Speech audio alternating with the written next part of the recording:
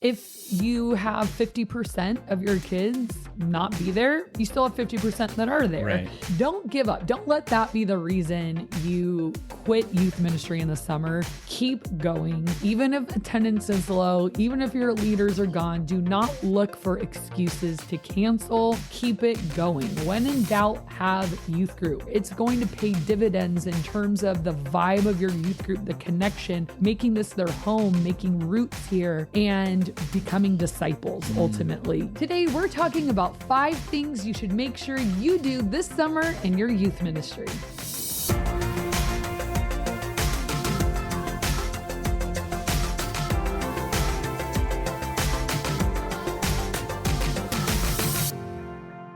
Welcome to the Ministry Coach Podcast, where every week we bring you actionable and practical tips that you can implement into your youth ministry. My name is Jeff Lascola, and this is Kristen Lascola. And at the time of filming, this is April. So the topic of today is what should you be doing, or what should you have already started doing to prepare yourself for summertime in youth ministry? Yes, great question. It is April, which is not too early to be thinking about summer. In fact, my summer camp signups went live today, Woo! April 1st.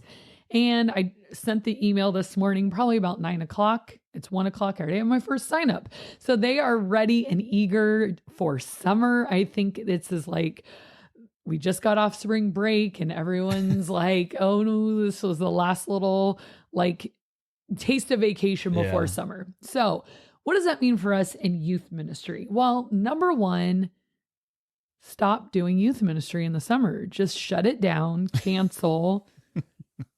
Yes, April Fools. April Fools. Yeah, so it's April Fools today. And Jeff found that out when there was garlic salt in his water bottle. My children put garlic salt in my water. I was like, what is this? I could have warned you, but I did not. Thanks. They swore me to secrecy. And I'm like, I'll let it go. So anyways, we do not stop. Yeah. Okay. That is number one. There is this idea, hopefully it's outdated and long in the past and nobody actually does this anymore. But there was a time where people would shut down youth ministry for the summer. And I think the reasoning behind that is because summer, obviously, if you've been in youth ministry for more than a year, you've noticed your attendance does dip in the summer. Yeah. Not only with your students, but it's hard on our volunteer teams too, like trying to finagle all these leaders who are gone and then like, oh, how do we lead small groups and how do we do this? And I'm missing half my team. Like there's been nights during the summer for youth group where all of a sudden I'm like, I have like 25% of my leaders here tonight. Like, what do we do? Don't give up. Don't let that be the reason you quit youth ministry in the summer. Keep going. Even if attendance is low, even if your leaders are gone, do not look for excuses to cancel. Keep it going. When in doubt, have youth group. Okay. Summer is a perfect time, even though the numbers dip and people are out of town, it still is moving. It still is a part of your momentum building. So here's why. Here's what I personally believe is that people make you a part of their routine.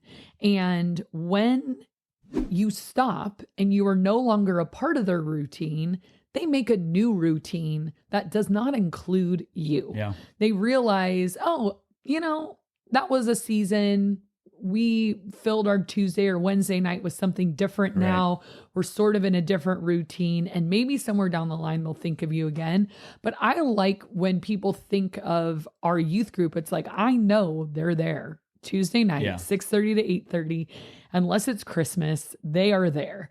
Really, I mean, we're gone at winter or summer camp for that one Tuesday.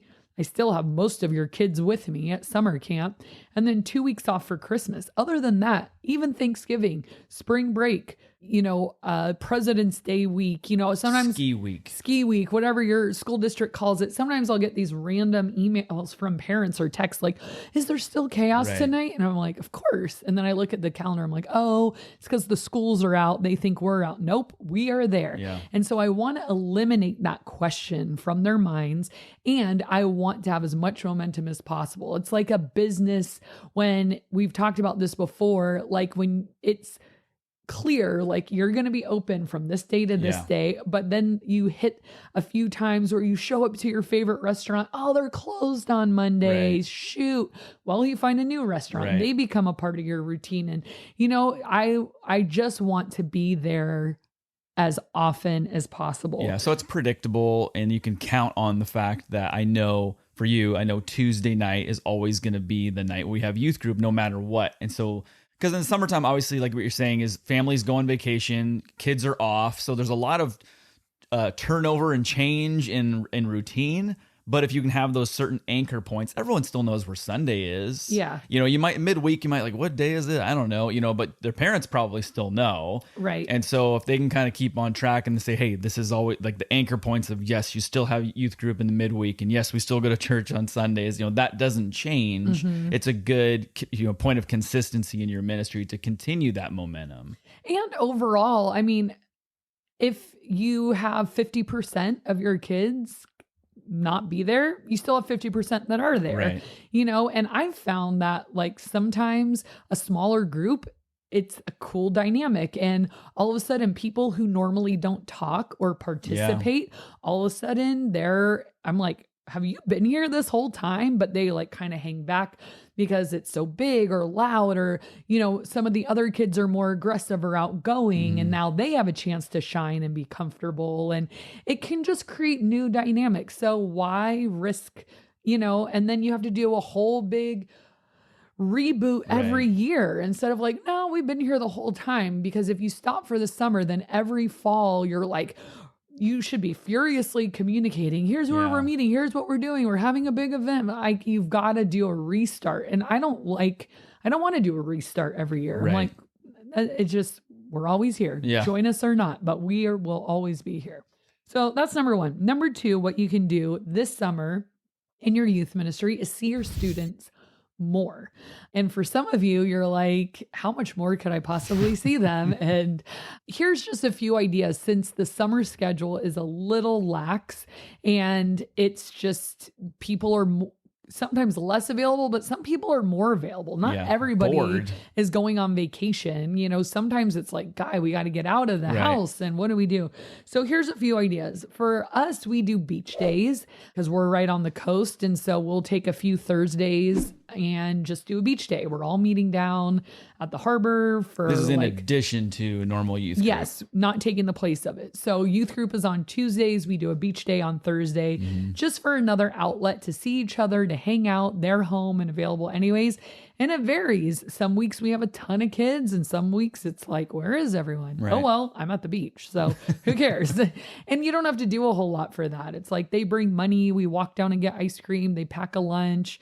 We go right by the lifeguard tower so that I'm not like nervous the whole time of like having to watch all these kids in the water, but have some professional help there. So beach days is a great one. Another great one that our senior pastor recommends every summer. He tells us, guys, you have a youth room. You could just have it open and tell people, hey, feel free to come and hang out, bring a friend between the hours of 11 and 3, and we'll order pizza or play some games or watch a movie or, just kind of a lazy afternoon in the youth room. I don't know about you guys. My kids love being in the youth room. My students, they want to play the video games. I have a basketball hoop. They're always playing one-on-one and we have our Foursquare thing. Then we have like coloring books or we always have a treat. I mean, I usually have to kick them out after church and finally just say, I am leaving. I am locking the doors. You have to leave too. Yeah. So imagine having the youth room open and like, hey, it's It's open for hours. Yeah. Come and hang out. If you have a sweet youth room, that could be a great selling point. And again, that's really little effort for you. All you're doing is showing up, turning the lights on, turning the video games on. You don't really have to do anything except community and be there, almost like a boys and girls club kind of teen hangout feel, and get creative. You can do, there's a really cheap and easy way to do boba that I did with my students with Sprite. And you order the boba on Amazon and then Sprite, and then you order the straws, and then you can add the pump syrups like strawberry, watermelon, whatever, to make it a flavor. That's a great summer, easy idea. You could sell them for $1 if you can't foot the bill for it. So it's just easy.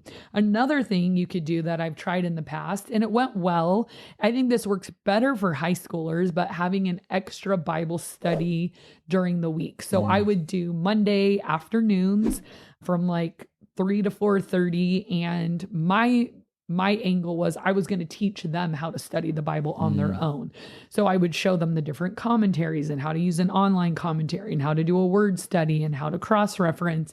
And then I'd give them like a topic and I'd say, okay, build a little mini sermon or Bible study around this based on the tools I just gave you.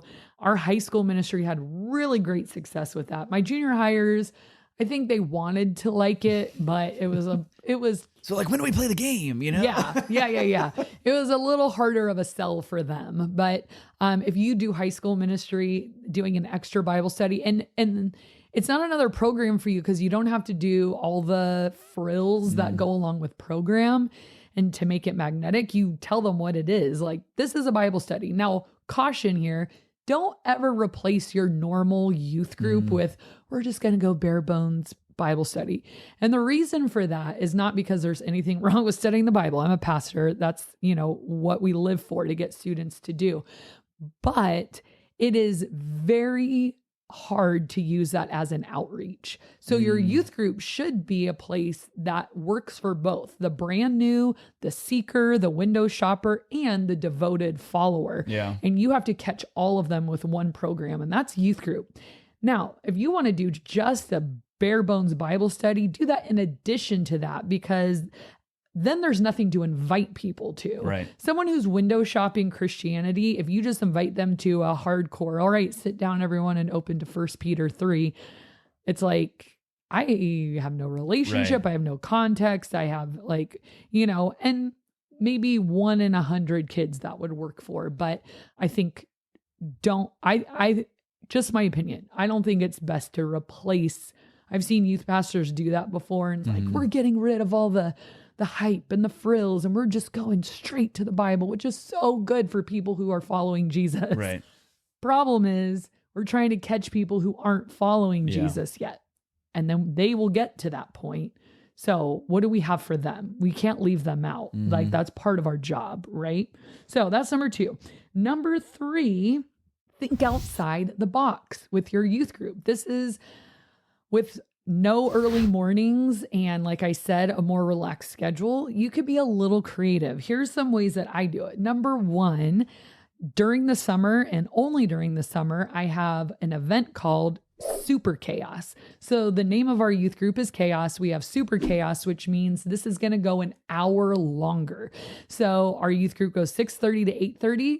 Super Chaos goes till 9:30. Now, during the school year, that's not really an option. Parents don't want their kids out till 9:30. By the time you get home, it's 10. What if they still had homework and showers and all that? And that's getting really late. But during the summer, it's great because students, they love our youth group so much. They always tell me 2 things. Why don't we have Chaos more than once a week? And why is it not longer? And what is your real job? True. I just make it look so fun, don't I? So I'm like, okay, I see you. I hear your requests. Let's do it once during the summer. So we'll do basically normal youth group for the first 2 hours, just like how we always do. And then it's this extra excitement. It's really hard on the small group leaders because we have small group. And instead of going out to pick up at the end of small group at 8:30, they come back into the auditorium and we play another hour of games, add a little Just Dance in there, add a little candy in there, all their favorite things. So that is Super Chaos. chaos. You could do that very easily. One thing our high school ministry does, I don't do this, but I've seen it work really well for them, is called Swim and Study. So every Wednesday night, that's when their youth group is, they pick a different student who has a cool house that could host, and they have youth group there at the house, and it's a pool party. They'll order like In-N-Out and everyone pays ahead and someone goes and picks it up, and then they have a guest speaker and they do worship outside. And it's really fun. It's the hard thing with that is making sure everyone's in the loop. If you're constantly changing locations, if you find one house that is willing to host the whole summer, They might start willing. They may not end willing. I've had those people. Hey, come over with the students anytime, and then you do, and you never That was hear good. from them again. Oh, one and done. That's fine. I got my jewel on my crown. That's it. I don't need more.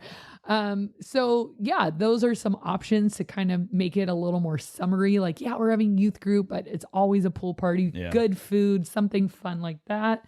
And then another thing we do to think outside the box is one of my Tuesdays, I do chaos at the beach. So, and it's the same. Well, I do adjust the time a little bit because the kids like to come early. So I say, I will be there willing to supervise you starting at like 5 o'clock. And then we go till 8:30. So we do youth group. We like play the games, let them swim. We do a barbecue. We don't do s'mores anymore because Southern California, you can't have open fires on the beach anymore. You can't Really? have fire pits. No. Sometimes we try to do them on the grill. I don't know. If you have a new dessert idea for me on the beach, let me know. And doing worship on the beach is so just beautiful. Yeah. It's sunset. And it's just this one special night a year where we're at the beach. It's right before they go back to school in August, and it's so much fun. So those are some ways to think outside the box and do something a little different. That was number 3. Number 4, this one is so important. This summer, make sure you welcome your new class in really, really well.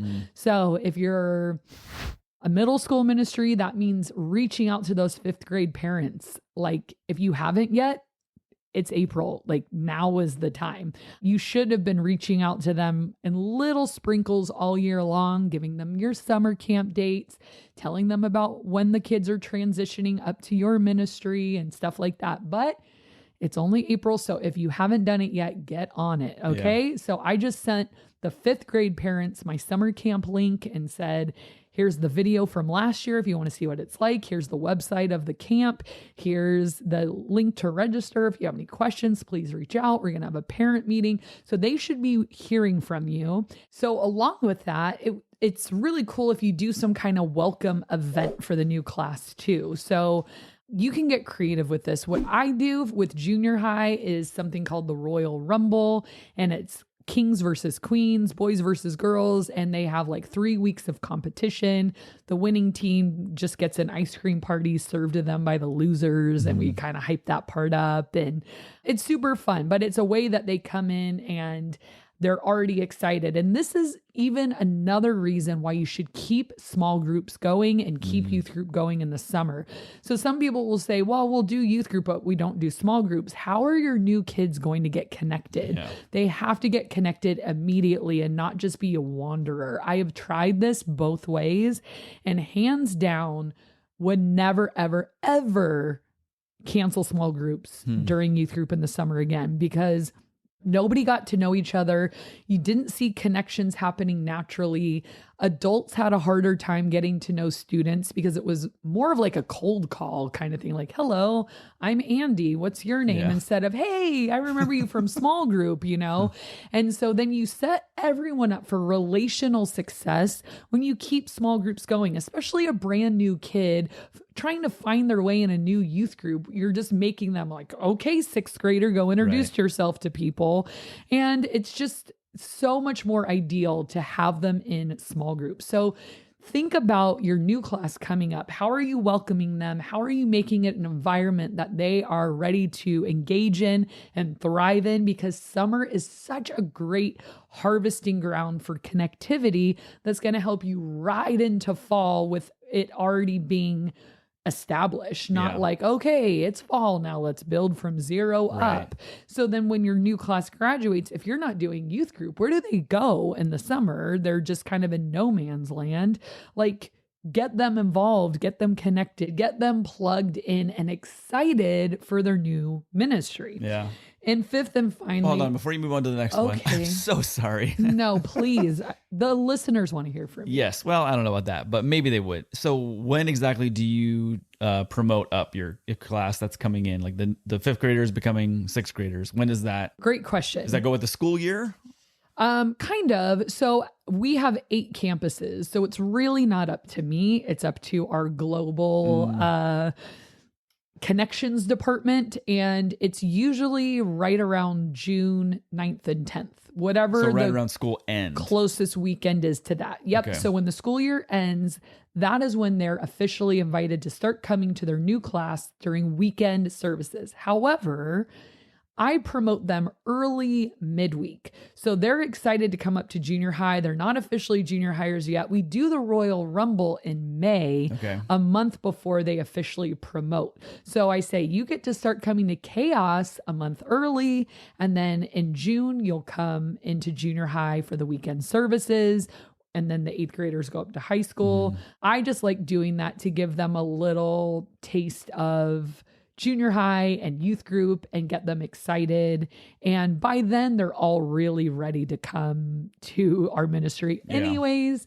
And it's just kind of a fun bonus for them to look forward Yeah, to. definitely. So fifth and finally is camp. And I know what we've mentioned it a little bit on this episode, but I hope and pray you have a camp. So summer, you need a camp, a retreat, at least an overnight, something that is a trip that makes the summer so full of connection for your students. Yeah. So, like I said, my signups already went live. It's April 1st. My camp isn't till July 11th, and we've already started signups. So, make camp a big deal in your ministry. Promote it. Make posters about it, put stuff in your room about it, like make it so that it's always on the forefront of people's mind. Because here's what I always say about camp. Camp is worth 6 months of attending youth group in terms of relationship. So that 1 week, that 7 or 8 days, what gets built spiritually and relationally in that amount of time, it would take you 6 months of just attending youth group and attending a small group to be able to get to that point. And we're going to pack that in 8 days. Yeah. So you want your students to get there. It's going to pay dividends in terms of the vibe of your youth group, the connection, the investment, people bought in, people loyal, like making this their home, making roots here and becoming disciples ultimately, because that's the goal. We don't do youth group for the sake of youth group. Right. Like, come to my youth group so that you can come to the youth group. We want to make disciples. And the more we can keep them connected and anchored, and this is your home, they're going to make roots and learn how to be a part of the body of Christ. Yeah. And they're going to learn how to be a part of the church. They're going to learn how to use their gifts. Like, it only ripples out from there. So do something. If you're freaking out because it's April and you're like, I don't have a camp, what do I do? Find someone who does and ask if you can just go with them and say, I'll pull my weight, I'll help in some way, but that's your best bet this late in the game. Pro tip, just ride the coattails of someone who's got it together and do your best to be a good guest, and maybe they'll have you back another year. And just be at their beck and call for, hey, what can I pick up? What can I order? What can I plan? What can I do? And just be their gopher for this time around. And then maybe you'll be ready to plan your own next year. But you could partner with another church in your town. You could partner with another campus if you're at a multi-site church. A lot of our smaller campuses, they combine and they're like, I can't pull off a whole summer camp with like 8 kids. So come with me, come with that campus, do whatever. And it works. And then their kids get to be a part of a really great camp that would have been impossible being a super small youth group. So that's what I did for years. I was like, hey, you're having a sweet event. I only have 12 kids. Can we just come? And they'd be We'll like, sit in the back. sure. You won't even know we're there. until they start chanting our campus name and have so much pride in our campus. I'm like, guys, we're the small guys here. Shh, shh, shh. I love it though. They get so excited. We're from Fallbrook. So anyways, those are our 5 tips for this summer. It's coming quick, Yeah, people. it is. And if you guys were going to be doing a summer camp on your own, like DIY style, we do have an episode and you can click on that in the description below. Also, if you're looking for fun events to do, there's the ones that Kristen mentioned, but there's also, we did a whole episode on that too. So make sure you guys check that out. Also, it will be in the description below, whether you're watching on YouTube or listening on the podcast player. All right, so let's do the question of the day. This is for all of you who have a smartphone, which is probably all of you. See if you can look into, like, if you don't know how to look into your phone. I did it. Look in your phone, like you're gonna send a text message and go to frequently used emojis, which we were talking before this episode started. It really is most recently used. I think it is most recent, but there's maybe quite it's a combination. Few, so maybe there's an stays. iPhone algorithm that decides. But what are your top 3 as of right now? Can I give you my top row? Can I give you 6? Okay, if you really need to give me 6, go ahead and give me 6. Okay. First is the crying laughing face, the original, not the side one, just the original.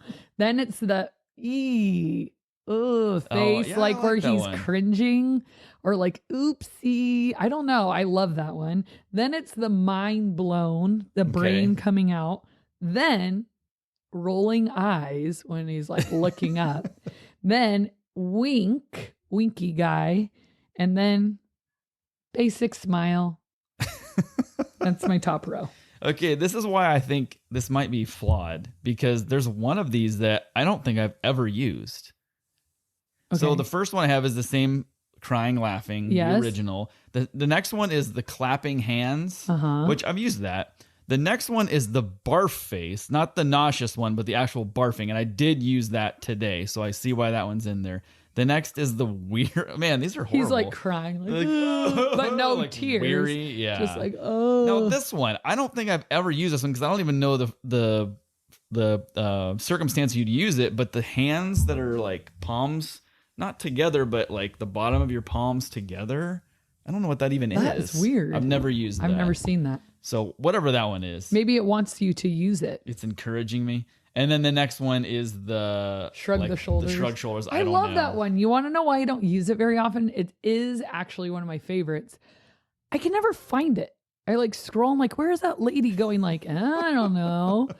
But I can't ever find her. So whatever. Yeah. So put you can just put top 3. If you want to put all your top 6, go ahead and do that. But put the top 3 in the comment section if you're watching on YouTube. We love to see what are some of the frequently used emojis out there. Next, we're going to do a community comment of the day, and this comes from... I love this, Pat. The Average Joe vlog, who says... Oh, and also this is coming from the episode we did on, I think, 7 youth ministry tips for middle school. Okay. He says, amazing. We have a similar structure to our group, but these tips are going to help us leaders dial it in. Thank God you're here with all the awesome resources. Oh, Average Joe. You're going to make us cry. Put that in your emoji. Cry face. Cry face. Yeah. Thank you, Average Joe. Thank Appreciate you. that. I love it. Thank you guys so much for watching and listening, and we'll see you next time.